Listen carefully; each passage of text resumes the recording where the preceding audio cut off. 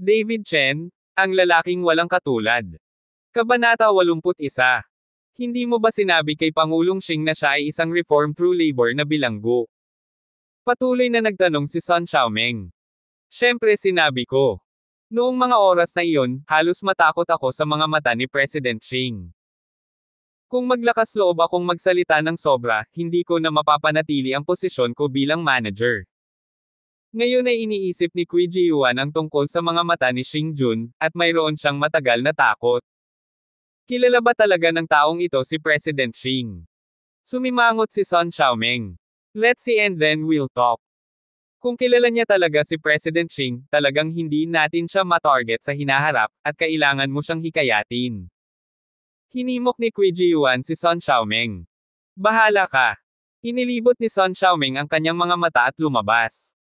Sa oras na ito, mahigit 100 tao sa Departamento ng Pagbebenta ang nakakaalam na personal na nagsalita ang General Manager at nag-recruit ng isang bilanggo na nakakulong. Napakabilis kumalat ng ganitong bagay sa kumpanya, lalo na ang ganitong klaseng chismis. Itong si David ay may kinalaman kay Mr. Xing, kung hindi ay hindi siya mahahanap. Sumabay sa amin ang mga nakakulong, bakit parang palihim ako? Mag-ingat tayong lahat sa pagpunta dito. Kung talagang may kinalaman ang lalaking ito kay Mr. Xing, kung hindi tayo mag-iingat, mapapala tayo. Ang mga tao sa Departamento ng Pagbebenta ay nagtipon at nag-usap. Anong ginagawa mo? Hindi ba kailangan mong magtrabaho? Lumabas si Sun Xiaoming sa opisina at nakita ang lahat na nagkukumpulang nag-uusap, kaya sumigaw siya ng may malamig na mukha. Bagamat isang ordinaryong tindero lamang si Sun Xiaoming sa Departamento ng Pagbebenta, palagi niyang ipinapakita ang kanyang awtoridad. Pagkatapos ng lahat, si Qui Jiyuan ang tagapamahala ng departamento, walang maglalakas loob na guluhin si Sun Xiaoming. Nang sumigaw si Sun Xiaoming ng ganito, naghiwa-hiwalay ang lahat, isang babaeng maikli ang buhok ang naglakad patungo kay Sun Xiaoming. Ang pangalan ng babaeng ito ay Wang Lanlan, at maganda ang relasyon niya kay Sun Xiaoming. Xiaoming, narinig mo ba na nag-recruit ng labor reform prisoner ang sales department natin? Narinig ko na na-recruit ito ng mga salita ni President Xing. Tinatayang may kinalaman ito kay Pangulong Xing. Bulong ni Wang Lanlan kay Sun Xiaoming. Fuck! Kung may kinalaman siya kay President Xing, at may kinalaman siya kay President Xing, swerte lang. Hindi naniniwala si Sun Xiaoming na talagang may kinalaman si David sa General Manager. Nagulat si Wang Lanlan, may kilala ka bang nagngangalang David? Napagtanto ni Sun Xiaoming na may nasabi siyang mali, at nagmamadaling umiling, hindi ko kilala ang bilanggo sa labor reform, iniisip ko lang na nakalabas lang ang taong ito sa kulungan, paano niya nakilala si Mr. Xing, huwag spread the word, I'll ask manager Qui to ask Xing later. Always know. Makalipas ang halos 1 oras, natapos ang mga pamamaraan ng pagpasok ni David, at pumunta siya sa Departamento ng Pagbebenta pagkatapos makatanggap ng isang badge. Nang dumating si David sa Departamento ng Pagbebenta, lahat ay tumingin sa kanya na parang isang higanteng panda, na ikinagulat ni David. David, binabati kita sa pagsali sa aming Departamento ng Pagbebenta, pahalagahan mo ang pagkakataong ito sa hinaharap. Sabi ni Qui Jiyuan kay David sa mahinahong tono. Hindi nang ahas si Qui Jiyuan na puntiryahin si David hanggang sa hindi niya alam kung may relasyon si David kay Xing Jun. Bahagyang tumanggaw si David. Tungjan, halika dito. Sinigawan ni Qui Jiyuan ang isang batang lalaki na may salamin at batang mukha. Agad na tumakbo ang bata at sinabi kay Qui Jiyuan, Manager, tinatawag mo ba ako? Isasama mo si David sa hinaharap, kayong dalawa, tandaan mong turuan pa siya. Sabi ni Qui Jiyuan sa bata. Tumingin ang bata kay David na may hiya sa mukha. Bakit, hindi ka ba masaya? Tumitig si Qui Jiyuan. Nagmamadaling umiling ang bata at sinabing, oo. Nang makita ang kasunduan ng bata, bahagyang ngumiti si Qui Jiyuan at sinabi kay David, sumama ka sa kanya, nasa tabi niya ang workstation mo. Pagkatapos magsalita ni Qui Jiyuan, tumalikod siya at bumalik sa opisina. Ang iba pang mga kasamahan sa Departamento ng Pagbebenta ay tumingin kay David na may mapaglarong ngiti, at si Sun Xiaoming ay lihim ding ngumiti at umupo sa kanyang upuan.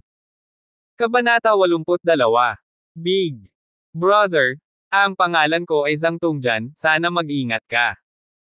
Bumalik sa workstation, iniunat ni Zhang Tongjian ang kanyang kamay na kinakabahan at sinabi kay David. Nakita ni David na si Zhang Tongjian ay labis na natatakot sa kanyang sarili, na ikinagulat ni David. Ang pangalan ko ay David Chen, dapat mong alagaan ako. Inunat ni David ang kamay at bahagyang ngumiti. Hindi, ilang araw lang ako dito. Magtulungan tayo. Nagmamadaling sabi ni Zhang Tongjian. Matagal nang nakita ni David na si Zhang Tongjian ay hindi tulad ng isang matandang empleyado. Mukhang takot ka sa akin. Nalilitong tanong ni David kay Zhang Tongjian. Hindi, huwag kang matakot.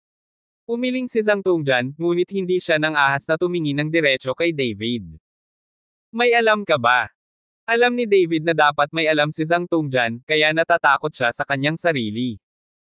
Saglit na nag-alinlangan si Zhang Tongjian, at sa wakas ay tumango, Kuya, ikaw, bakit ka nasa kulungan? Hindi ka naman mukhang masamang tao. Nang marinig ito ni David ay agad siyang tumawa. Alam na pala ni Zhang Tongjian na nasa kulungan siya, kaya medyo natakot siya.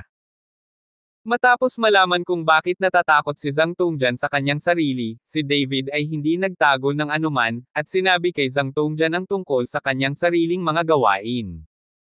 Hindi nagtagal at nagkakilala ang dalawa, at hindi na natatakot si Zhang Tongjian kay David. Kuya Chen, kasalanan mo, pero ngayong nakalabas ka na, pagbutihin natin, yun lang. Yun lang. Sabi ni Zhang Tongjian, at nagsimulang magduda. Ano lang? Tanong ni David. Kuya Chen, buti na lang at na-assign ka sa grupo ko. Sa tingin mo wala sa atin ang makakapagtrabaho ng napakatagal. Napabuntong hininga si Zhang Tongjian at sinabi. Anong nangyayari? Nagulat si David. Binuksan ni Zhang Tongjian ang isang folder mula sa computer, at pagkatapos ay sinabi kay David, Brother Chen, ito ang mga account na kailangang mabawi ng aming grupo. Iniwan ng dating tindero ang mga account at umalis, at ngayon kailangan nating kolektahin ang mga ito. Kung hindi tayo aakyat, hindi natin ito magagawa. Tiningnan ni David ang makapal na account sa computer at bahagyang kumunat ang noo, ilang tao ang may utang sa asawa ko. Kuya Chen, anong sabi mo? Nagulat si Zhang Tongjian. Nako, sabi ko bakit ang daming baon sa utang. Mabilis na nagbago ang isip ni David. Tama, mahirap magnegosyo ngayon. Matagal ko nang na-analyze. May mga mahihirap na customer ang mga may utang. Tinatayang hindi na natin ito maiipon. Huminga ng malalim si Zhang Tongjian. Sa wakas ay naunawaan na ni David sa oras na ito, bakit pagkatapos niyang ma-assign sa isang grupo kasama si Zhang Tongjian, maraming tao ang lihim na nagtawanan. Huwag kang mag-alala, hindi bababa ang pera, makukuha natin. Tinapik ni David si Zhang Tongjian sa balikat at pinalakas ang loob niya. Dapat mong malaman na ang kumpanyang ito ay kay Sonia, ang perang inutang sa kumpanya ay ang perang inutang kay Sonia, at ang perang inutang kay Sonia ay ang perang inutang sa kanya ni David, hindi papayag si David na may mangutang sa kanya. Well, magtulungan tayo. Dahil sa panghihikayat ni David, masiglang tumango si Zhang Tongjian.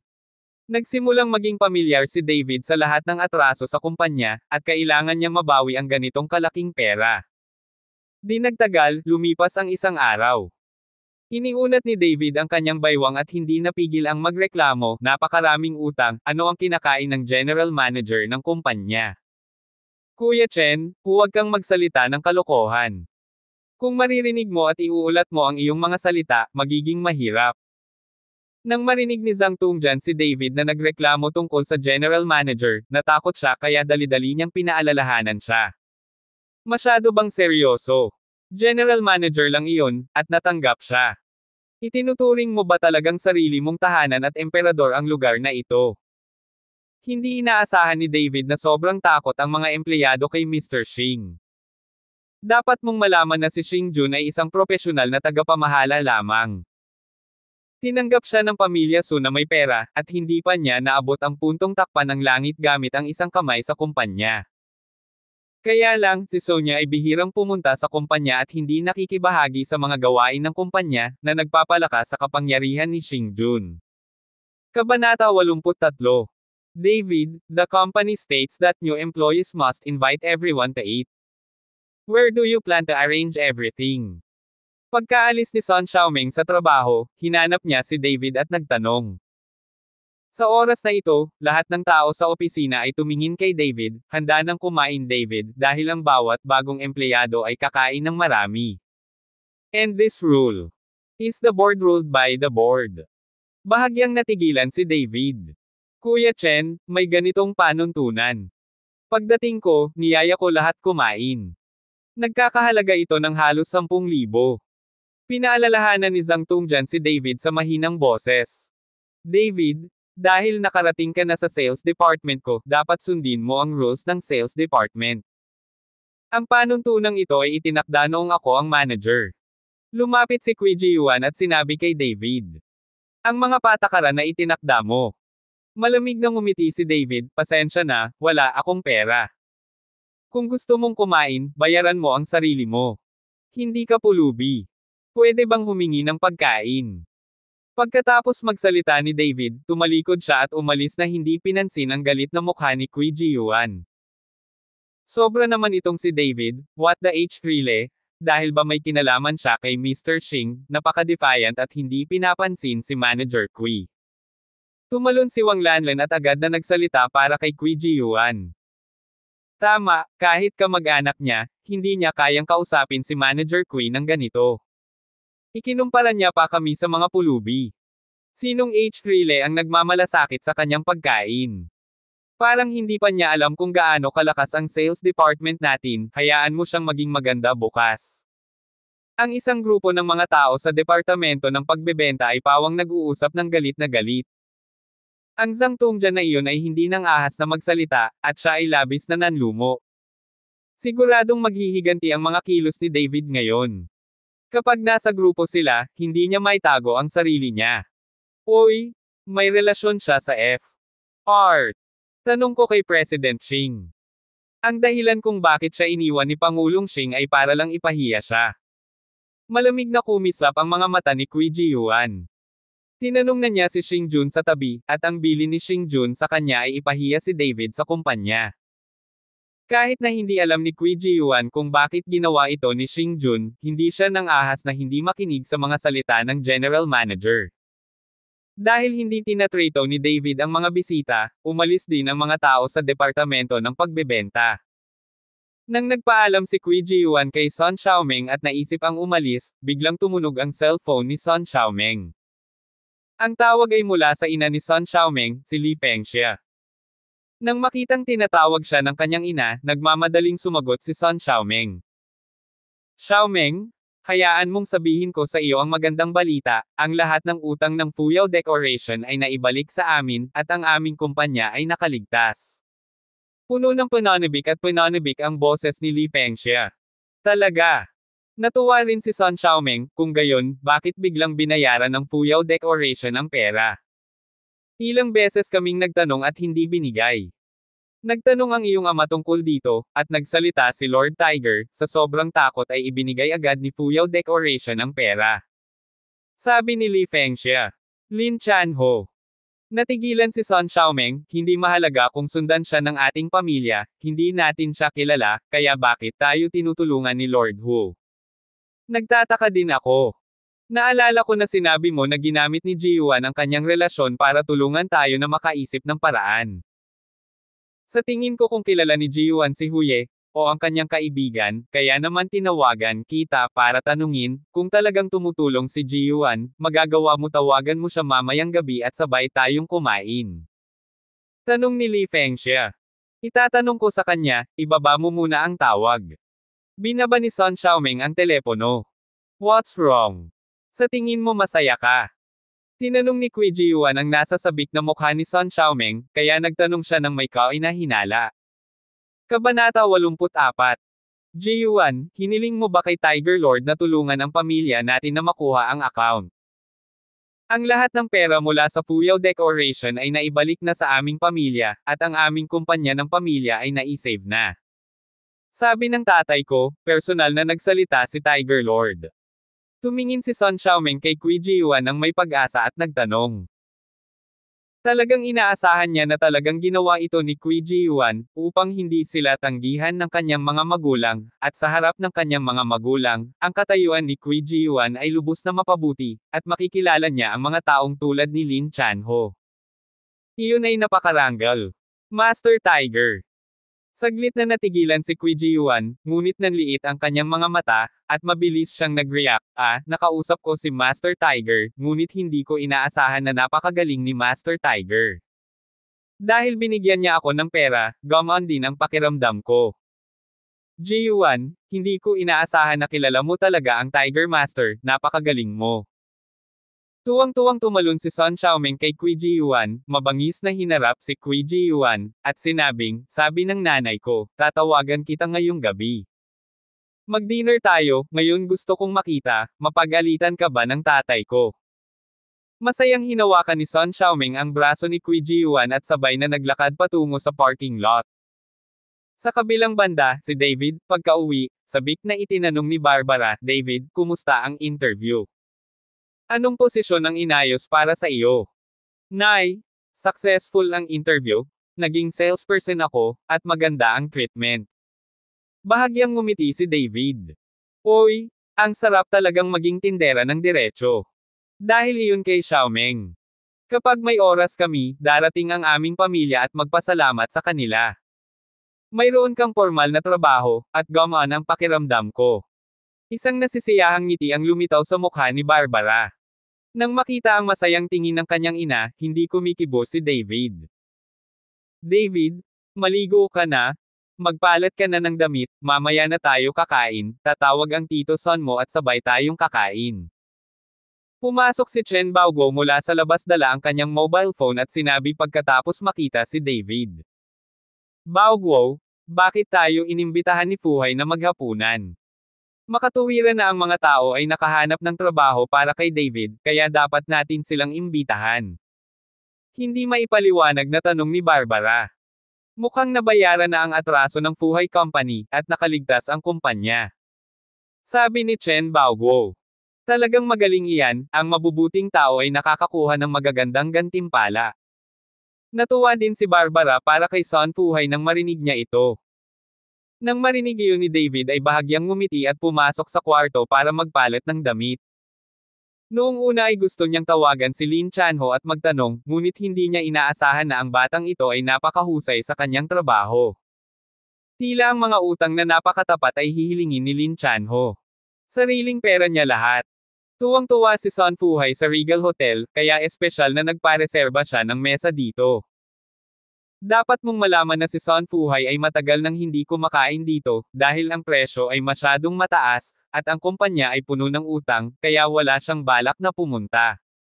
Kumain ka na dito. Itong Regal Hotel ay stylish. First time ko bang kumain dito? Tiningnan ni Sun Xiaoming ang magandang hotel sa kanyang harapan, at sa sobrang tuwa niya ay muntik na siyang mapatalon. Ito rin ay kabilang sa pamilyang Su. Speaking of which, lahat tayo mga boss. Kapag kumakain ako dito, nakakakuha ako ng 20% discount sa aking work permit. Medyo pagmamalaki na sabi ni Qui Ji-yuan. Oo, pumunta kami dito upang kumain, at maaari itong ituring na kumikita para sa boss. Kinuha ni Sun Xiaoming ang kamay ni Qui Ji-yuan at pumasok. Nang makarating sila sa isang private room, tinulak ng dalawa ang pinto at pumasok. Sa oras na ito, dumating si Son Fuhai kasama si Li Fengxia. Magandang tito, magaling tita. Magalang na binati ni Qui Ji-yuan sina Son Fuhai at Li Fengxia pagkatapos makita sina Son Fuhai at Li Fengxia. Okay. Nagmamadaling tumayo si Li Fengxia, Ji-yuan, halika at maupo, kayong lahat ay pamilya, bakit ang galang ninyo? Kabanata 85. Sa oras na ito, bahagyang ngumiti din si Son Fuhai, Ji-yuan, halika at maupo sa tabi ko, at ako at ang aking ama ay magkakaroon pa ng 2 pang inumin sa ilang sandali. Gumagana ang kumpanya ko, salamat sa iyo. Ang saloobin ni Son Fuhai kay Qui Ji-yuan ay nagbago ng 180 degrees, na naging sanhi ng pagbuti ng Qui Ji-yuan. Tito, bakit mo ako nirerespeto sa walang kwentang bagay na ito? Ito ay hindi lamang isang bagay ng mga salita, at tayo ay isang pamilya. Sabi ni Qui Jiyuan at umupo sa tabi ni Sun Fuhai. Bagamat hindi ito ginawa ni Qui Jiyuan, dahil akala ng lahat ay ginawa niya ito, pagkatapos ay susundin niya ang agos at ipakita ang kanyang lakas. Jiyuan, hindi ko talaga alam na kilala mo si Tiger Master, hindi mo ba alam na pinadalhan ako ng boss ng Fuyao Decoration Company ng pera, at mukha siyang apo, kaya halos lumuhad siya para sa akin, ang cool ngayon. Nang maalala ni Sun Fuhai ang eksenang iyon, ang kanyang buong tao ay labis na nasasabik. Siya ay nagtrabaho ng napakaraming taon, na nagpapanggap na isang apo para sa iba, at hindi siya kailanman tinatrato bilang isang lolo. Natatakot ako na ang pakiramdam na ito ay hindi makalimutan sa kanyang buhay. Tito, kung may mangyari man sa kumpanya sa hinaharap, sabihin mo lang sa akin. Huwag mo akong tingnan bilang isang maliit na tagapamahala ng departamento. Walang hindi ko kakayanin sa Horendel. Walang kahihiyang nagsalita si Qui Jiyuan, at hindi natakot na huwag ilantad ito, dahil walang sinuman sa mga tao dito ang nakakakilala kay Lin Chanho, at hindi man lang siya nakita. Sino ang makakapag-expose sa kanya? Okay. Simula ngayon, aasa na ang kumpanya ng tito ko, at magiging anak na ako. Lahat ng bagay sa hinaharap ay magiging iyo. Nakilala na ngayon ni Sun Fuhai itong Qui Jiyuan mula sa kaibuturan ng kanyang puso. Huwag kang mag-alala, tito, gagamutin ko talaga ng maayos si Xiaomeng. Masiglang tumango si Qui Jiyuan, nasa sabik sa loob. Sige, gutom na ako? Magsalita ka, mamamatay ako sa gutom, kumain ka na. Pinutol ni Sun Xiaomeng ang pag-uusap ng dalawa at sinabing nakanganga ang bibig. Sandali lang, nagpapaalam ako sa pamilya ni Uncle Chen, dapat nandito sila. Pinigilan ni Sun Fuhai si Sun Xiaomeng. Let's have dinner together as a family, anong ipapagawa natin sa kanila? Nakakainis. Nang marinig ni Sun Xiaomeng na darating ang pamilyang David, biglang naging pangit ang kanyang mukha. Anak, paano mo masasabing si Tio Chen din ang nagligtas sa buhay ni Dad? Pinandilatan ni Sun Fuhai si Sun Xiaomeng, at pagkatapos ay nagpatuloy, kumusta ang panayam ni David ngayon? Uncle, successful ang test ni David. Bilang department manager, kakayanin ko pa ang kalokohang ito. Direktang kinuha ni Qui Jiyuan ang kredito para sa matagumpay na pagsubok ni David sa kanyang sarili. Jiyuan, iniistorbo talaga kita. Nagpasalamat si Sun Fuhai kay Qui Jiyuan. Sa sandaling ito, itinulak ang pinto ng kahon, at pumasok ang pamilya ni David. Sorry, medyo natagalan. Nang makitang dumating na si Sun Fuhai at ang iba pa, humingi ng tawad si Chen Baoguo. Old monitor? Ayos lang? Kara-rating lang namin, upo ka na dali. Nagmamadaling binati ni Sun Fuhai si Chen Baoguo at ang iba pa para maupo. At medyo nagulat si David nang makitang nandoon si Qui Jiyuan, ngunit hindi siya nagsalita. Gayunpaman, tiningnan ni Qui Jiyuan si David na may mapaglarong mukha, at sinabing may malamig na ngiti, David, nagkita kaming muli at hiniling sa iyo na gamutin ang iyong sarili, ngunit tumakas ka. Alam mo ba kung gaano kahirap para sa amin ni Xiaomeng na gawin ito? Pagkatapos magsalita ni Qui Jiyuan, tumingin kaagad si Chen Baoguo kay David na may tanong sa kanyang mga mata. Nagtanong si Barbara, David, ano ang nangyayari? Tumingin din si Sun Fuhai kay Qui Jiyuan na may nagtatanong na ekspresyon sa kanyang mukha. Ito si David, matagumpay ang panayam. May panuntunan sa aming departamento ng pagbebenta na dapat ay treat ng mga bagong empleyado ang mga bisita sa hapunan, ngunit sinabi niyang wala siyang pera at tumakas, kaya kami ni Jiyuan ay napahiya. Galit na tumingin si Sun Xiaomeng kay David at sinabing, Kabanata 86. David, ganun ba? Tanong ni Chen Baoguo na may malamig na mukha nang marinig niya ito. Papa, ako. Tumahimik ka nga. Pinutol ni Chen Baoguo si David at sumigaw ng malakas, mahirap ang aming pamilya, ngunit hindi namin kayang bumili ng pagkain. Kung may tumulong sa iyo, kailangan mong sundin ang kanilang mga patakaran. Hindi mo ba naiintindihan ang etiquette? Paano ka pa rin makakapagtrabaho sa kumpanya sa hinaharap? Si Chen Baoguo ay umungal, at hindi umimik si David. Old monitor, itong batang si David ay nagsisikap ding makatipid. Malaking bagay ito. Kung hindi ka nagtanong, mangyaring huwag magtanong. Ang pagkain ngayon ay upang batiin si David para sa kanyang matagumpay na pagsusulit. Mabilis na sinubukan ni Sun Fuhai na ayusin ang mga bagay, at hindi niya hinayaang maglaban sina Chen Baoguo at David. Tito, sa totoo lang, walang pinagkaiba kami ni Xiaoming sa pagkain ni David. Ang pangunahing dahilan ay upang hayaan siyang palakihin ang kanyang relasyon sa kanyang mga kasamahan at magsimulang magtrabaho sa hinaharap. Sinabi ito ni Qui Jiyuan, na lalong naging kuripot kay David. Oo, kasalanan ni David. Papagalingin ko siya bukas. Hindi namin maaaring labagin ang mga patakaran ng kumpanya. Humingi ng paumanhin si Chen Baoguo kay Qui Jiyuan. I think so.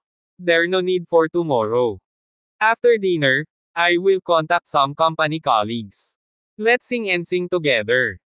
Ang pera ilalabas ni David. I will explain it to the people in the company. Sabi ni Qui Jiyuan. Sige, sige. Paulit-ulit na tumango si Chen Baoguo. Jiyuan, hindi masyadong maganda ang kondisyon ng bahay ng Tito Chen mo, pero dapat mong alagaan, pero hindi ka na makakagastos pa. Sinabi ni Sun Fuhai kay Qui Jiyuan. Huwag kang mag-alala, Tito, hindi aabot ng 200 o 300. Bahagyang ngumiti si Qui Jiyuan. Fuhai, ito ang object ni Xiaoming, di ba? Siya ay isang taong may talento, at ginagawa niya ang lahat ng mabuti. Sinundan ni Chen Baoguo si Sun Fuhai at pinuri si Qui Jiyuan. Hindi, dapat ibalik lahat ng utang ng kumpanya ko. Salamat sa kanya, nakilala ni Jiyuan si Lin Chanho mula sa Horendel, at naibalik ni Lin Chanho ang pera sa isang pangungusap. Puno rin ng ngiti si Sun Fuhai, at labis siyang nasiyahan kay Qui Jiyuan, ang kanyang manugang. Nang marinig ito ni David, natigilan siya sandali. Hindi niya alam kung kailan bumalik sa Qui Jiyuan ang kredito para sa kumpanya ni Sun Fuhai. Lin Chanho. Nagulat sandali si Chen Baoguo, iyan ba ang pinakamalaking gangster sa Horendel? Mas mabuting hindi na makilala ang ganitong uri ng tao. Huwag kang tumingin sa prestihiyo, mamaya malas ka. Si Chen Baoguo ay dating lingkod bayan, kaya minamaliit niya ang mga maliliit na gangster. Tito Chen, mali ang sinabi mo. Ito ang pinakamataas na karangalan na makilala ang Tiger Lord sa Horendel. Paano mo nasabi yan? Tulad ng iyong anak, natatakot ako na hindi ka na magkakaroon ng pagkakataong makilala muli ang Tiger Lord sa iyong buhay. In the future, hindi ka na magsasabi ng mga ganyan, para hindi magkagulo. Galit na galit si Qui Jiyuan sa mga salita ni Chen Baoguo, kaya malamig niyang sinabi. Pagkatapos makinig ni Chen Baoguo, itinikom niya ang kanyang bibig at tumigil sa pagsasalita. Matandang pinuno ng klase, iba na ang lipunan ngayon, at kailangan nating makipagsabayan sa sitwasyon sa ilang bagay. Mahinang sabi ni Sun Fuhai. Si Chen Baoguo ay hindi pa rin nagsasalita, ngunit sa kanyang puso, hindi niya gusto ang mga taong tulad ni Lin Chanho. Ito ang dahilan kung bakit hindi nang ahas si David na ipaalam sa kanyang mga magulang na kilala niya si Lin Chanho. Kung alam ito ng kanyang mga magulang, hindi nila gusto ang kanyang anak. Sa mesa ng alak, uminom si Qui Jiyuan ng may pagmamalaki, naramdaman ang pakiramdam na tinutuya ng iba. Kaya lang, hindi umiinom ng alak si David mula sa simula hanggang sa huli, at hindi niya iginagalang si Qui Jiyuan para sa isang inumin, kaya medyo hindi komportable si Qui Jiyuan. David, malaki kang tao, bakit hindi ka umiinom? Medyo sarkastikong tanong ni Qui Jiyuan kay David. Bahagyang ngumiti si David, hindi naman sa hindi ako marunong uminom nito, dahil para sa akin, walang pinagkaiba ang alak at tsaa, mas masarap uminom ng tsaa at makatipid. Kabanata 87. Si Qui Jiyuan ay natigilan sandali, at pagkatapos ay tumawa ng malakas. Ano ang ibig mong sabihin, maaari kang uminom ng mabuti, hindi ba? Hindi ako lasing. Mahinang sabi ni David. Sa pagkakataong ito, naging interesado kaagad si Qui Jiyuan, bueno, makipagkompetensya tayo sa isa't isa. Hindi pa ako nakakakilala ng kaaway kapag umiinom ako, at nag-e-enjoy lang ako ngayon. Sabi ni Qui Jiyuan, at hiniling sa waiter na magdala ng isang kahon ng alak. David, kailan ka makakainom ng biju? Huwag kang magsalita ng kalokohan, may tagalabas ba dito, anong magagawa mo? Bahagyang kumunat ang noo ni Barbara. Nay, huwag po kayong mag-alala, nasusukat po ako. Pagpapakalma ni David sa kanyang ina. Nais ding magsalita ni Chen Baoguo para pigilan ito, ngunit hinawakan siya ni Sun Fuhai, old squad leader, napakatapang ng mga kabataan, nakakalimutan mo na madalas tayong nakikipaglaban sa alak sa hukbo, hayaan silang maglaro. Nang makita ito ni Chen Baoguo, wala siyang masabi, kaya sumulyap lang siya kay David nang walang magawa. Ji-Yuan, ikaw ay isang malakas na uminom, hayaan si David na umorder nito, ngunit huwag uminom ng labis, ito ay masigla at masigla. Alam ni Sun Fuhai na si Kui Ji-Yuan ay isang malaking inuman. Minsan, nang uminom si Kui Ji-Yuan ng higit sa kalahating kilong white wine, kaya niyang sumakay ng taxi pauwi ng mag-isa. Huwag kang mag-alala tito, dalawa ang iniinom ko, hayaan mo lang siyang uminom ng isa. Binuksan ni Kui Ji-Yuan ang bote at nagsimulang magbuhos ng alak sa baso. Masyadong maliit ang tasang ito, magdala ng dalawang malalaking mangkok. Sabi ni David sa waiter. Natigilan sandali si Kui Ji-Yuan, at gulat na tumingin kay David. Hindi ka maaaring uminom sa isang mangkok, hindi ba? Nakangiting tanong ni David. Paano ito, kahit ihip ko ito ng bote, ganoon din ako. Ngumisi si Kui Ji-Yuan. Sa kanyang palagay, nagpapanggap lamang si David na tinatakot ang kanyang sarili. Habang naging ganito si David, mas maraming patunay na hindi siya makakainom. Hindi nagtagal, dinala ang malaking mangkok, at ang isang mangkok ng alak ay napuno ng isang bote. Sabihin mo sa akin, paano mo ito inumin? Nangaasar na tanong ni Kui Ji-Yuan kay David. Natatakot ako sa gulo, kaya ginawa ko.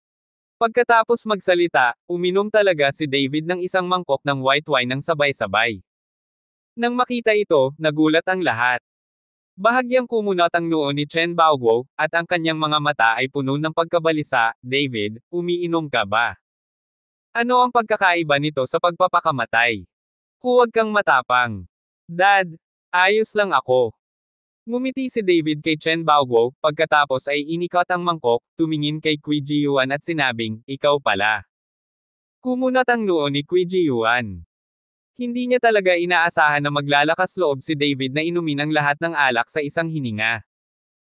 Bagaman marami siyang nainom na alak, ang ganitong paraan ng pag-inom ay talagang takot na masira ang kanyang katawan. Kung hindi ka makainom, huwag kang uminom, ano ang paghahambing? Nakita ni Chen Baoguo na medyo napahiya si Kui Ji-Yuan, kaya binigyan niya ng hakbang si Kui Ji-Yuan para magsalita. Okay lang kung hindi ka umiinom, saka nagpapatunay na duwag ka. Tumingin si David kay Kui Ji-Yuan ng mapanokso. Duwag. Biglang nagalit si Kui Ji-Yuan nang marinig niya ito, hindi ako pinayuhan kapag umiinom ako. Pagkatapos magsalita, ipinikit ni Kui Ji-Yuan ang kanyang mga mata at uminom ng isang mangkok ng alak. Pagkatapos inumin, namula agad ang mukha ni Kui Ji-Yuan. Kinuha ni David ang bote ng alak at nagsali ng dalawa pang mangkok ng alak. David, tama na. Nang makita ito, tumayo si Chen Baoguo at sinigawan si David. Hindi nagsalita si David, ngunit diretsyong tumingin kay Kui Ji-Yuan, na may matinding galit sa kanyang mga mata. Huwag kang mag-alala, ituloy natin ang pag-inom. Sa sandaling ito, naramdaman na lang ni Kui Ji-Yuan na tumataas ang kanyang galit at sumigaw ng malakas kay Chen Baoguo. Bahagyang naningkit ang mga mata ni David, dinampot niya ang alak, at muling uminom. Nang ang mga alak na ito ay pumasok sa tiyan ni David, walang pagkakaiba sa tubig, at ang espiritual na kapangyarihan kay David ay sumipsip ng mga alak na ito. Nang makitang umiinom si David ng isa pang mangkok ng puting alak, nagulat ang lahat. Hinailan ni Sun Xiaoming si Kui Ji-Yuan at sinabing, kung hindi mo ito iinuman, hindi namin ito iinuman. Nakayapak siya at hindi natatakot magsuot ng sapatos, kaya huwag natin siyang ikumpara. Kabanata 88. Tama, Ji-Yuan, hindi na tayo umiinom, mahalaga ang buhay natin, kaya bakit natin siya inaaway? Sa oras na ito, tumayo din si Li Fengxie at pinasigla si Kui Ji-Yuan. Talagang natatakot sila na si Kui Ji-Yuan ay makakain ng isang mangkok ng alak at ang buong tao ay magkagulo, kung gayon ito ay magiging mahirap. Sa oras na ito, medyo namumula ang mga mata ni Kui Ji-Yuan, at tumingin siya kay David na may kaunting pagkahilo. Nang makitang puno ng galit ang mga mata ni David, nang agad ang kanyang mga ngipin, kinuha ang mangkok at ininom iyon. Pagkatapos ng dalawang mangkok ng alak, ang mukha ni Qui Ji-yuan ay naging pula mula pula hanggang puti, at ang buong mukha ay medyo nakakatakot. Nang makitang ganoon si Qui Ji-yuan, naupo si David ng may kasiyahan, ininom ito, tiyak na mamamatay si Qui Ji-yuan sa pag-inom, at tiyak na hindi na siya papayagang uminom ng kanyang mga magulang. Ikaw, bakit ka nakaupo? Uminom kung kaya mo. Uminom ulit. Nang makita ni Qui Ji-yuan si David na nakaupo, agad siyang sumigaw. Ngunit pagkatapos niyang magsalita, biglang tumaas ang isang pagsabog ng dugo, at iniluwa niya ito sa isang subo, direktang nag-spray kay Li Fengxie sa buong katawan niya. Ano? Napasigaw si Li Fengxie, tinitingnan ang dumi sa kanyang katawan, halos isukan niya ang sarili. Nang makita ito, si Sun Fuhai ay sumimangot ng mahigpit, at ang kanyang mukha ay pangit. Sinama ng tingin ni Chen Baoguo si David, pagkatapos ay mabilis na bumangon at sinabing, Fuhai, bilasan mo at pauwiin mo si Ji-yuan, aalis na rin tayo, totoo itong dalawang bata, ano ang tawag sa kanila? Tumango lang si Sun Fuhai, tapos na ang lahat ng ganito, at wala ng paraan para manatili at makipag-chat. Ngunit nang gustong umalis ni Chen Baoguo kasama si David, direktang pinigilan siya ni Qui Ji-yuan. Hindi ako makakapunta. Malabo ang mga mata ni Qui Ji-yuan, paano ka makakaalis pagkatapos mong pumayag na kumanta? Natatakot ka bang gumastos ng pera? Ji-yuan, sobra kang nainom, maghintay ka ng isa pang araw. Hinikayat ni Sun Fuhai si Qui Ji-yuan. No, I have to go now. Nagpa-reserve na ako sa lahat ng kasama sa grupo. Kapag hindi ako pumunta, mawawalan ako ng mukha. Umiling si Qui Ji-yuan, dapat niyang hayaang kumanta si David. Sa pagkakataong ito, si Sun Fuhai ay tumingin kay Chen Baoguo ng may kahihiyan. Tay, bumalik ka muna, kakantahin ko sila. Sabi ni David kay Chen Baoguo. Walang masabi si Chen Baoguo sa oras na ito. Ang tanging nasabi niya kay David ay, huwag kang magpahuli, huwag ka nang uminom. Gaya ng sinabi ni Chen Baoguo, naglabas siya ng isang stack ng pera mula sa kanyang bulsa. May mga bahagi at piraso, at ito ay higit sa 300 yuan. Kunin mo itong pera, alam kong malaki ang gastos sa pagkanta. Inilagay ni Chen Baoguo ang pera sa mga kamay ni David. Gustong tumanggi ni David, pero alam niyang sa ugali ng kanyang ama, hindi siya makatanggi, kaya nangolekta na lang siya ng pera.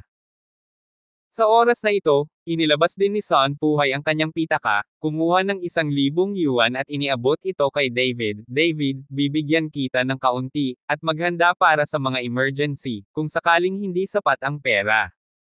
Tay, kadalasan hindi mo ako binibigyan ng pera ng napakabigay. Kinuha ni Sun Xiaoming ang pera mula sa kamay ni Sun Fuhai at sinabi. Anak, ibigay mo agad ang pera kay David. Sinabi ni Sun Fuhai kay Sun Xiaoming. Hindi pareho kapag kinuha ko. Wala siyang sapat na pera noon, kaya binayaran ko na lang.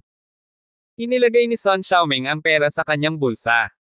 Uncle Sun, mayroon akong sapat na pera, ito ay talagang hindi sapat, maaari kong mabawi si Xiaoming. Ngumiti si David kay Sun Fuhai. Bamantong hininga si Sun Fuhai, iyon lang ang tanging paraan. Lumabas ang grupo sa kahon. Si Sun Fuhai ay malapit nang mag-ayos ng mga account.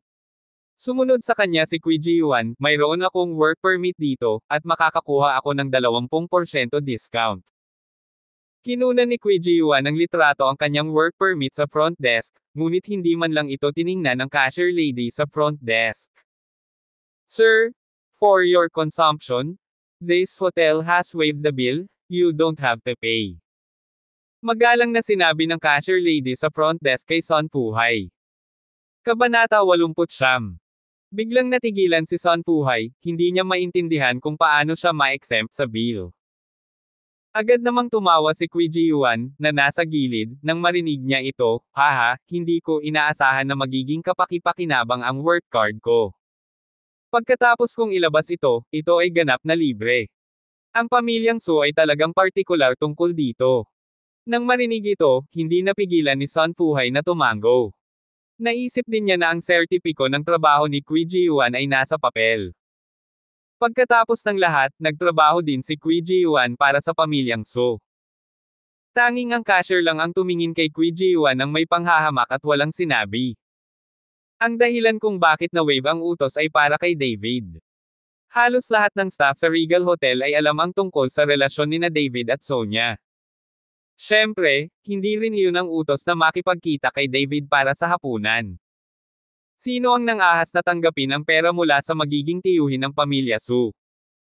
Lumabas ang grupo sa hotel, at sinundan ni Sun Fuhai si Chen Baoguo para magpaalam sa isa't isa. Sige, huwag mo nang pag-usapan, mabaho ang katawan ko, kasalanan ni David, uminom ba siya ng ganyan? Binigyan niya si Ji-yuan ng sobra. Bamulong si Li Fengxie at galit na tumingin kay David. Hindi nagsalita si David, habang si Chen Baoguo ay sumunod kay Li Fengxie na humihingi ng tawad at umalis kasama si Barbara. Sinundan din ni Sun Fuhai si Li Fengxie pauwi, naiwan lamang sina David, Qui Ji-yuan at Sun Xiaoming. David, lasing ka? Mag-taxi ka mag-isa, huwag mong dumihan ang kotse ko. Binigyan ni Sun Xiaoming si David ng malamig na tingin at sinabi. Si David ay uminom ng Qui Ji-yuan ng ganito, si Sun Xiaoming ay galit pa rin ngayon. David, pupunta tayo sa Dynasty KTV, huwag kang tumakas sa gitna. Pagkatapos magsalita ni Qui Ji-yuan ay pasuray-suray, hinaila siya ni Sun Xiaoming papasok sa kotse, at pagkatapos ay nawala ng walang bakas. Pagtingin sa rumaragas ang sasakyan, napuno ng panginginig ang mga mata ni David. Ang Qui Ji-yuan na ito ay naghahanap ng mali sa isa't isa, at dapat siyang turuan ni David ng magandang aral. At ang Sun Xiaoming na iyon, kung hindi dahil kay Sun Fuhai, hindi masasanay si David sa kanya. Pag-abot para magpara ng taxi, gusto ni David na magmadali sa Dynasty KTV, ngunit sa sandaling ito tumunog ang telepono. Tumawag si Wang Hanhan, at nagmamadaling kumonekta si David. Kuya David, saan nagpunta ang pamilya mo? Gumawa ng dumplings ang nanay ko at dinala sa iyo, ngunit walang nakita sa bahay. Tanong ni Wang Hanhan. Tere, kain tayo sa labas. Paliwanag ni David. O tapos ka na bang kumain? Sa tingin ko ay masyadong boring ang bahay, at gusto kong lumabas para mamasyal. Kitang-kita ang kahulugan ni Wang Hanhan, gusto niyang samahan siya ni David. Nag-alangan si David at sinabing, pupunta ako sa KTV ngayon. Nakapasa ako ngayong interview. Kumakanta ako kasama ang aking mga kasamahan. Oh, kalimutan mo na ito. Bahagyang nawala ang tono ni Wang Hanhan. Nasaan ka? Sabay tayo. Biglang sabi ni David. Dadalhin na sana niya si Wang Hanhan sa kumpanya, at nagkataon na sinundan niya ang mga taong ito para makipagkita. Ito, angkop ba ito? Gustong pumunta ni Wang Hanhan, ngunit medyo napahiya. Ano bang problema, gusto kitang ihatid bukas sa kumpanya, wala namang masama kung kilala kita, susunduan kita. Pagkatapos magsalita ni David, hiniling niya ang taxi na pumunta sa kanilang komunidad para sunduin si Wang Hanhan bago sumugod sa Dynasty KTV. Sa oras na ito ng Dynasty KTV, dumating si Qui Ji-yuan at iba pa at binuksan ang isang malaking pribadong silid. Anong nangyayari dito, David? Matagal na siyang hindi dumarating, kaya hindi siya tatakas, di ba? Kawawa naman siya, natatakot talaga akong hindi siya makabayad. Ungol ni Wang Lanlan. Pumayag din ang iba, sa takot na baka hindi dumating si David, sinong magbabayad ng private room ngayon. Tungjan, kung hindi dumating si David, magsasama kayo, at babayaran mo ang konsumo ngayon. Sumandal si Qui Ji-yuan sa sofa at sinabi kay Zhang Tungjan na nakaupo sa sulok na madilim ang mga mata. Nag-aatubili na tumango si Zhang Tungjan. Bagamat nag-aatubili siya, hindi siya naglakas loob na tumanggi. Kabanata 10. Nang makitang may nagbayad, natuwa ang iba at nagsimulang umorder ng mga fruit plate at beer. Nanalangin si Zhang Tungjan na dumating si David, kung hindi, dumudugo na naman siya ngayon, at halos nasa limitasyon na ang kanyang credit card. Humiga si Qui Ji-yuan sa sofa, hayaang idiin ni Sun Xiaoming ang kanyang ulo, at uminom ng tubig. Halatang bumuti na ang kalagayan ng lasing, ngunit nahihilo pa rin ang kanyang ulo. Sinasabi ko sa iyo, ayos lang kung hindi dumating si David. Kung dumating siya pagkaraan ng ilang sandali, bigyan mo ako ng matapang na inumin. Kung sino man ang nagpalasing sa kanya, dodoblehin ang bonus ngayong buwan. Sabi ni Kui Ji-yuan sa karamihan. Pagkarinig pa lang nila na nadobol ang premyo, excited na agad ang lahat. Huwag kang mag-alala, Manager Kui, ipinapangako ko na ilalabas ko si David na nakahiga. Kung maglakas loob siyang lumapit, hindi niya mahahanap si Bey para sa inumin na gusto ko. Naghahanda na silang lahat. Kung maraming tao ang gustong makipag-inuman kasama si David, tiyak na malalasing si David. Maging si Zhang Tongjian ay naantig ng mabalitaan niyang nadobol ang bonus, ngunit hindi niya talaga iinom si David. Habang umiinom at kumakanta ang lahat, itinulak ang pinto ng kahon, at inakay ni David si Wang Hanhan na lumapit. Nang makita si David na paparating, lahat ay medyo natigilan, lalo na nang makita si Wang Hanhan sa tabi ni David, na nagpakinang sa mga mata ng maraming lalaki, maging si Kui Ji-yuan, na nahihilo at nakapikit, ay nakita after Wang Hanhan, nanlaki agad ang kanyang mga mata. Kahit maganda rin si Sun Xiaoming, youthful vibe siya kay Wang Hanhan. Bagamat nagtrabaho si Wang Hanhan bilang isang mananayaw sa isang bar, ang kanyang puso ay napakakonserbatibo pa rin. David, akala ko natatakot kang gumastos ng pera, kaya hindi ka sumama. Sumulyap si Kui Ji-yuan kay David, pagkatapos ay patuloy na tumingin kay Wang Hanhan at nagtanong, sino ang batang babae na ito? Kumusta sa lahat, ang pangalan ko ay Wang Hanhan, kapitbahay ako ni Kuya David, sana hindi ko ginulo ang lahat.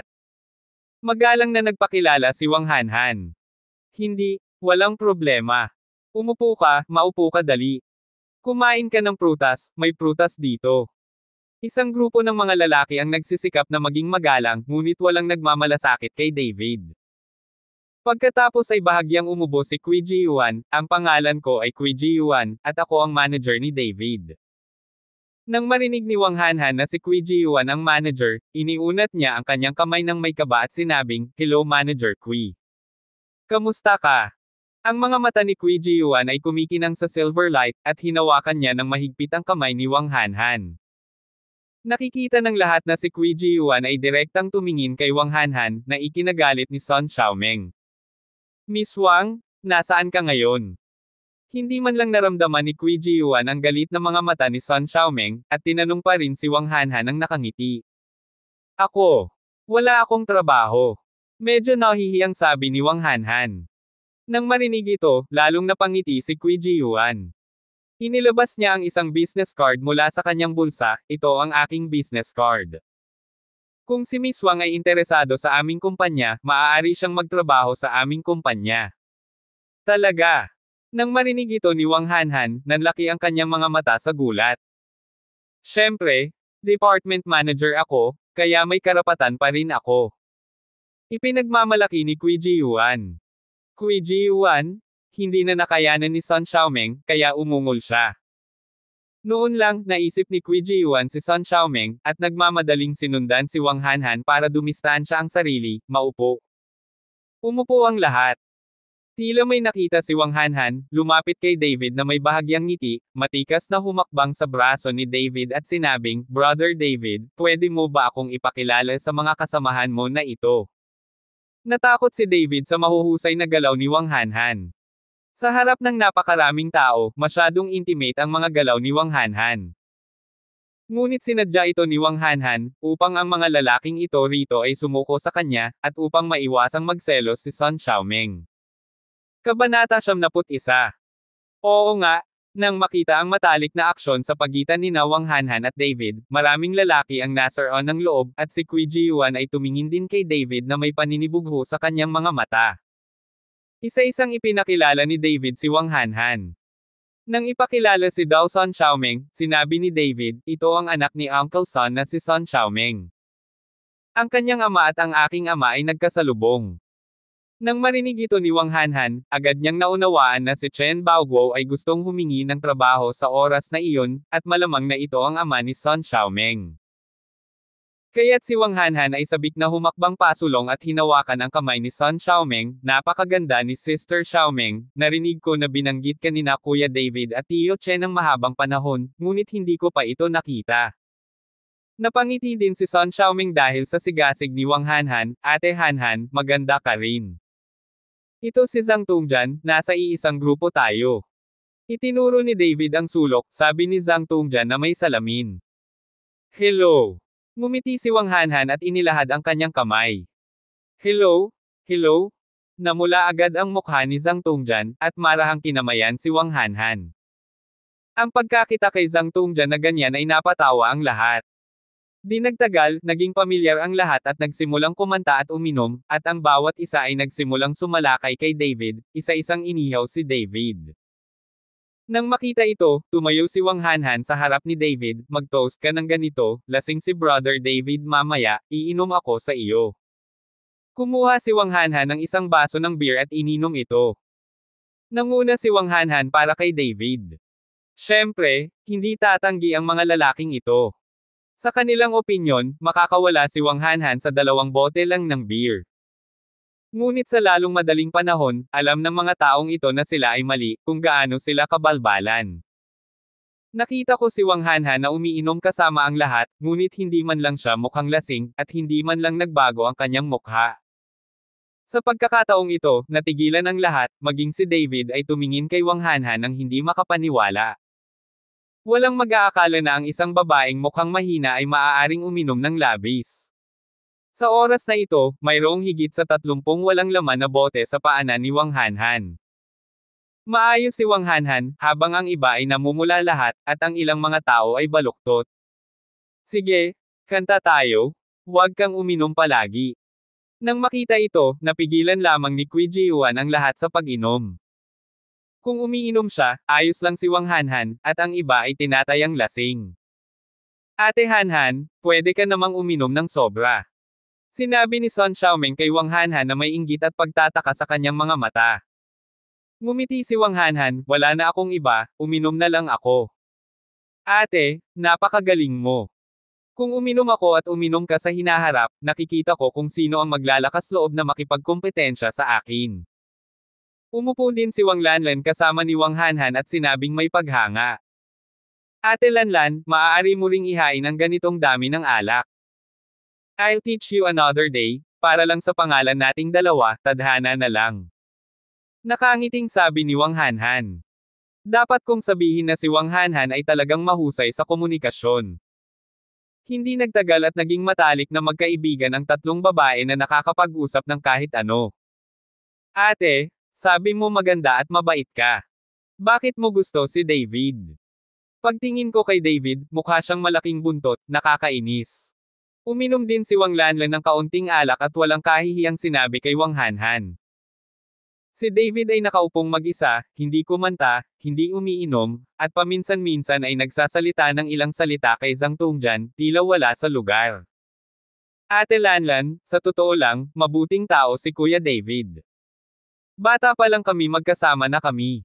Baka hindi mo siya kilala. Hindi rin nagalit si Wang Hanhan, basta-basta na lang nagpaliwanag. Nang makitang sinabi ito ni Wang Hanhan, hindi mapigilan ni Wang Lanlan na maliitin si David, kaya kinuha niya ang mikropono at sinabing, Tara, kanta tayo. Kabanata 72. Hindi lang maganda ang hitsura ni Wang Hanhan, kumakanta rin siya ng first class, walang pinagkaiba ang boses niya sa orihinal na mga awit.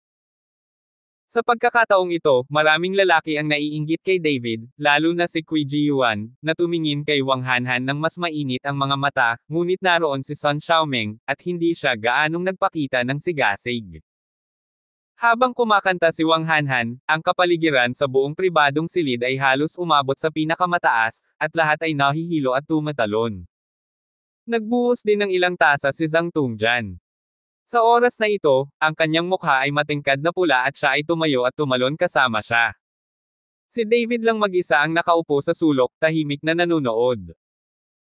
Nang magsaya na ang lahat, biglang bumukas ang pinto ng private room, at pumasok ang isang kalbo na nasa katanghaliang gulang na may dalang baso ng alak, kasunod ang 2 bodyguard na nakasot sa likod ng medyo may edad na lalaki.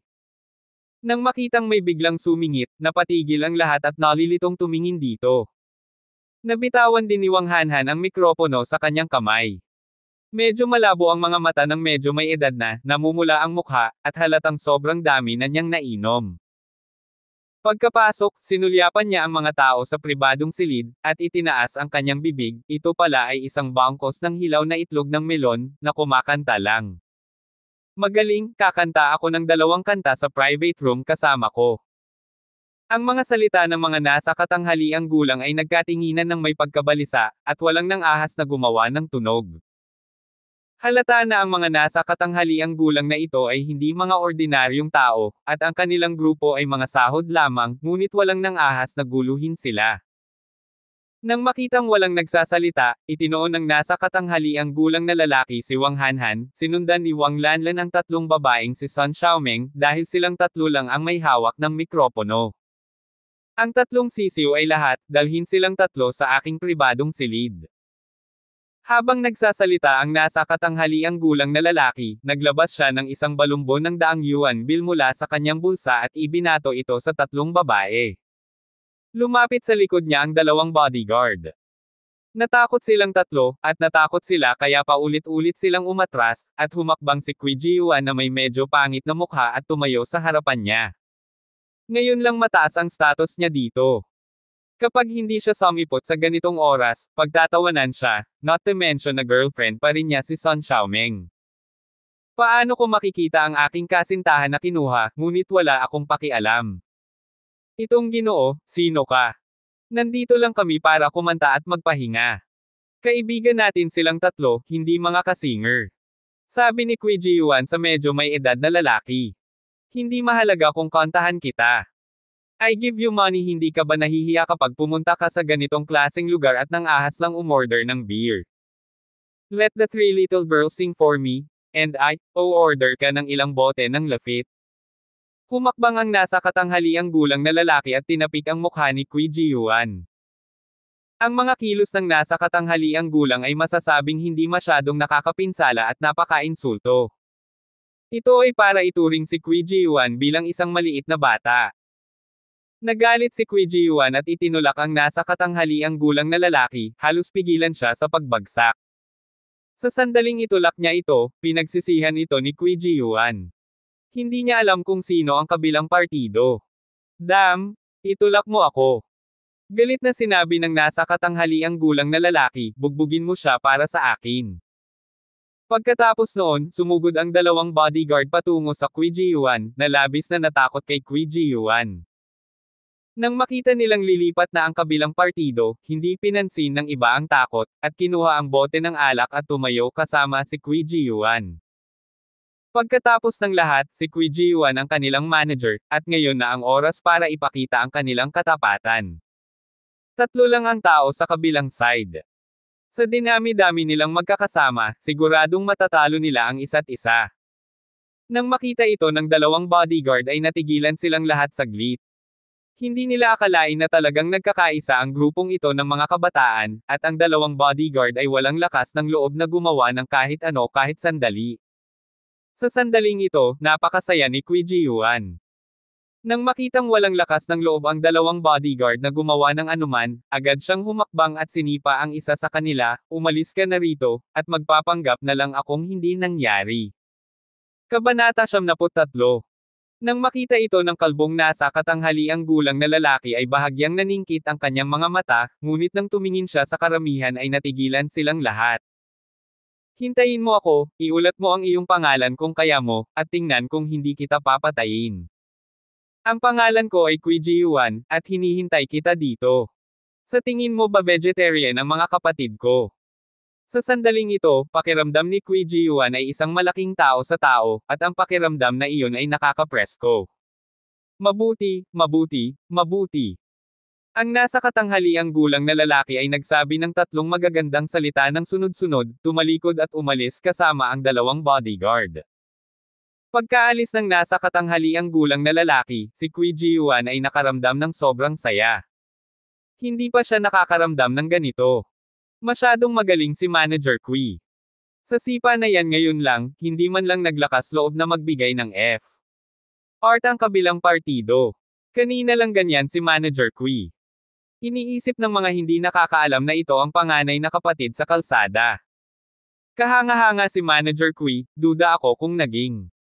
Sunod-sunod na inanunsyo ng isang grupo ng mga tao ang Qui Jiyuan, na naging dahilan upang mapunta si Qui Jiyuan sa langit.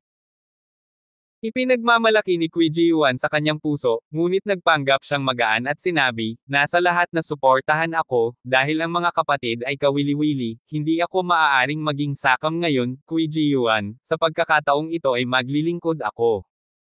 Ilang bote ng Lafite, sinubukan ng ilang kapatid ang lahat. Mautak. Mabuhay si Manager Qui. Nang marinig ng lahat si Lafite, tuwang-tuwa silang lahat. Dapat mong malaman na ang mga migranteng manggagawa na tulad nila ay bihirang uminom ng ganitong uri ng alak. Ji-yuan, tara na.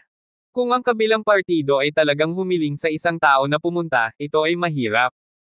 Hinikayat ni Sun Xiaoming si Qui Ji-yuan. Sa oras na ito, ginamit ni Qui Ji-yuan ang kanyang kalasinggan at napakaraming tao ang sumusuporta sa kanya, paano siya matatakot sa kalbong nasa katanghaliang gulang na lalaki. Huwag kang mag-alala, Xiaoming, nandito ako sa iyo, hindi mo kailangang matakot. Tinapik ni Qui Ji-yuan ang kanyang dibdib at sinabing, Manager Qui, nabalitaan ko na ang KTV na ito ay Julietang shop, pinamamahalaan ni Lin Chanho. Nag-away lang tayo, magiging. Maingat na sabi ng isang empleyado. Natatakot ako, kilalang kilala ko si Lin Chanho, huwag kang mag-alala. Ikinaway ni Qui Ji-yuan ang kanyang kamay at bamulong. Nang marinig ni Sun Xiaoming na iyon ang tindahan ni Lin Chanho, agad siyang nag-relax at sinabing, dahil ito ang tindahan ni Lord Tiger, madali itong pamahalaan, pamilyar ang Ji-yuan kay Lord Tiger, at ang external account ng aking kumpanya ay isang salita lamang mula kay Ji-yuan. Tigre. Panginoon tulungan kang bumangon. Ang mga salita ni Sun Xiaoming ay agad na nagpatingin kay Qui Ji-yuan ng may paghanga. Nakakatuwang malaman ng underground emperor sa Horendel, pero kaya niyang ipakita ang buong buhay niya. Napakalihim ni Manager Qui, kilala niya talaga siya kahit kasama si Master Tiger. Dahil kilala natin ang Tiger Master, takot pa rin tayo sa bola. Kung ang kabilang partido ay maglakas loob na lumapit, iiyak siya at tatawagan ang kanyang ina. Inom tayo, kasama si Manager Qui dito, na nang ahas mang istorbo sa atin. Nang marinig na kilala ni Qui Ji-yuan si Lin Chanho, mas naging walang ingat ang mga taong ito. Umupo si David sa sulok, bahagyang nakataas ang sulok ng kanyang bibig, at ngumiti siya ng mahina. Tila ang Qui Ji-yuan na ito ay hindi nagdurusa, at palagi siyang nabubuhay sa kanyang mga panaginip.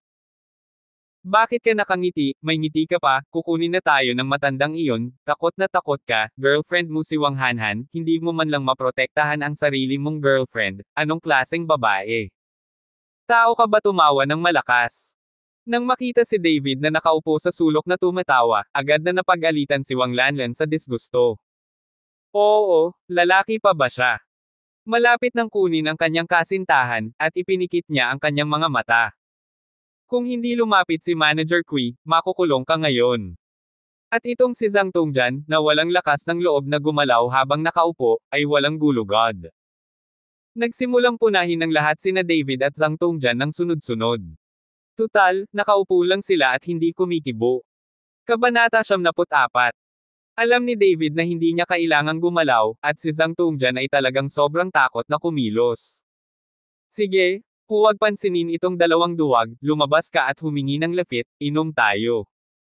Ikinaway ni Qui Ji-yuan ang kanyang kamay at sinabing. Maya-maya, may lumabas para humingi ng maiinom, habang ang iba ay binigyan ng malamig na tingin sina David at Zhang Tongjian, at walang pumapansin sa kanila. Sa oras na ito, sa opisina ng General Manager ng Dynasty KTV, nasa loob ang kalbong nasa katanghaliang gulang na may kasamang dalawang bodyguard. Napakaklase ng decor sa office. Sa likod ng isang mesa na mahigit 3 metro ang haba ay nakaupo ang isang lalaking nakasuot ng Chinese tunic suit. Sa likod ng lalaki ay nakatayo ang isang batang babae, nakasuot ng cheongsam, na ang laylayan nito ay nakabuka hanggang baywang, na nagpapakita ng kanyang magandang balat at mukha. Sa makapal na make-up, idiniin niya ang ulo sa lalaking naka-tunic suit. Ang lalaking ito na naka-Zhongshan suit ay si Hao Chunlei, ang KTV manager ng Dynasty, at siya rin ang kanang kamay ni Lin Chanho, kung hindi ay hindi ibibigay ni Lin Chanho ang KTV na ito sa kanya. Boss Chen? Bakit mo ako ginagalit dito? Pumikit si Hao Chunlei at bahagyang nagtanong. Manager Hao, masyadong magulo ang Dynasty KTV mo. Ngayon lang, talagang tinalo ng isang grupo ng Lengteking ang aking mga tao, at ngayon ay may malinaw na mga bakas ng paa sa aking mga tao. Tinuro ng kalbong Money Master ang isa sa mga bodyguard niya at sinabing, may nakita ding footprint sa tiyan ng bodyguard. May ganoon ba? Binuksan ni Hao Chunlei ang kanyang mga mata at umupo ng tuwid, sino ang kabilang partido? Nakatulong ba si Chilong? Sa pananaw ni Hao Chunlei, ang mga lalaki lamang mula sa Chilonggang ang naglalakas loob na manggulo rito. Parang hindi naman, grupo lang ng mga kabataan. Narinig ko na may kumakanta na babae sa private room nila, gusto ko silang dalhin sa private room ko para kumanta ng 2 kanta, pero hindi ko inaasahan na ang mga lalaking ito ay maglakas loob na gawin ito. Nanlamig ang mga mata ni Boss Chen, at nagngangalit ang kanyang mga ngipin at sinabi, nakikita ko na ito ang lugar ni Lord Tiger, kaya lumapit ako at sinabi kay Manager Hao. Kung walang pakialam si Manager Hao, may hahanapin ako. Manager, huwag mo akong sisihin. Kumpol-kumpol lang ang mga bata, bakit galit si Boss Chen? Magpapadala ako ng isang tao para sundan si Boss Chen. Sinabi ni Hao Chunlei, at sumigaw patungo sa pintuan, Binzi. Sa oras na ito, pumasok ang isang lalaking may mabangis na mukha at may tato sa braso. Kuya Hao. Magalang na sigaw ni na Binzi. Ngayon lang nagkaroon ng gulo sa KTV. Pwede mong sundan si Boss Chen para makita kung may mapapatay ka. Kamakailan lang, nagsalita si Lord Tiger, maging low profile tayo. Inutusan ni Hao Chunlei si Binzi na iyon. Kilala ko si Kuya Hao. Tumango si Binzi. Manager Hao, maraming salamat. Iniyuko ni Boss Chen ang kanyang mga kamay kay Hao Chunlei. Magalang si Boss Chen. Kung galit ka sa akin, syempre kailangan kong alagaan. Sa hinaharap, si Boss Chen na ang bahala sa negosyo ko. Bahagyang ngumiti si Hao Chunlei.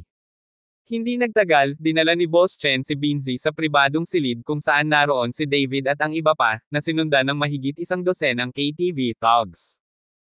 Sa private room sa oras na ito, si Kui Jiuan at ang iba pa ay umiinom ng lafit, lahat sila ay namumula at tuwang-tuwa na sumisigaw, nang biglang bumukas ang pinto. Natigilan ang lahat. Nang makita nila ang kalbong nasa katanghaliang gulang na nagpabalik sa kanila, lahat sila ay nagpakita ng pagkagulat sa kanilang mga mukha. Pagkatapos ng lahat, mayroong higit sa 100 tao sa likod ng kabilang partido sa oras na ito, at lahat sila ay mukhang mabangis. Boss Chen? Sino ang gumalaw ng kamay niya kanina? Tanong ni Binzi kay Boss Chen. Paulit-ulit na sinasabi ni Boss Chen kay Kui Jiuan, tama, binugbog ako ng batang ito.